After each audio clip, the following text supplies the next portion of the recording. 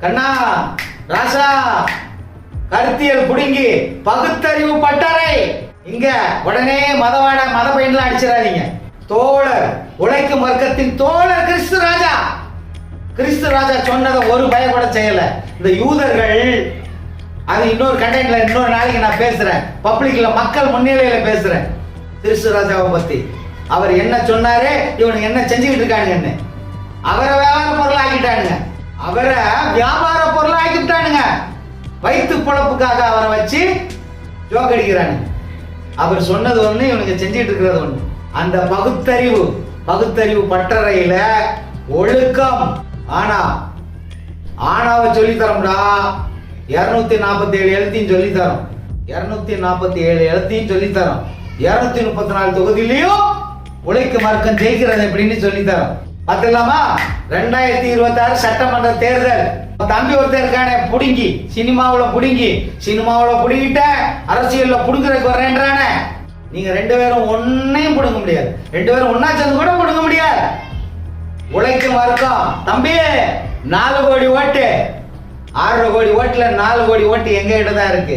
இந்த ஒத்த விரல் வரப்போற 2026 சட்டமன்ற தேர்தல்ல ஒத்த விரல் இந்த 4 கோடி உழைக்கும் வர்க்கம் பதில் சொல்லும். உழைப்பின் உரிமை தராத எவனுக்கு ஓட்டு போடாதே. எங்களுக்கு தான் எங்க ஓட்டு 4 கோடி ஓட்டு. இந்த உழைக்கும் வர்க்கத்துக்கிட்ட இருக்கிறது 4 கோடி ஓட்டு. பாத்துக்கலாம், நீயா நானா, சீலனா சீமானா. சீலன்னா யாருன்னு தெரியுமாடா? 1960 பிறந்து 1983 இறந்தான்டா. பாழா போனவன் தலைவன் பிரபாகரனால போயிட்டான்டா சீலன். அந்த சீலன் 2025 உள்ள வந்துட்டான். எடுத்து பாடுறா கூகுள்ல சீலன்னா யாருன்னு. விடுதலை புலிகளிலே சிறந்த புலி சீலன். இந்த சீலன் சொல்றேன், சீலனா பாத்துலாம்டா. பார்க்கலாம் வா. 2026 சட்டமன்ற தேர்தல்ல நீ பெரிய கருத்தியல் புடுங்கி, நீ பெரிய படிச்ச மேதை. நாங்க உழைக்கிற கூட்டம்டா, நாங்க உழைச்சு முன்னேறிய கூட்டம்டா. ஆனா இன்னும் எங்களுக்கு எங்க தோழர்கள் 4 கோடி பேருக்கு உழைப்பின் உரிமை கிடைக்கல. அதை அடையாம விட மாட்டோம், இல்லைன்னா அதிகாரத்தை கைப்பற்றாம விட மாட்டோம். ஆட்சியே நாங்க தாண்டா. ஆண்டவனே எங்க பக்கம் போட.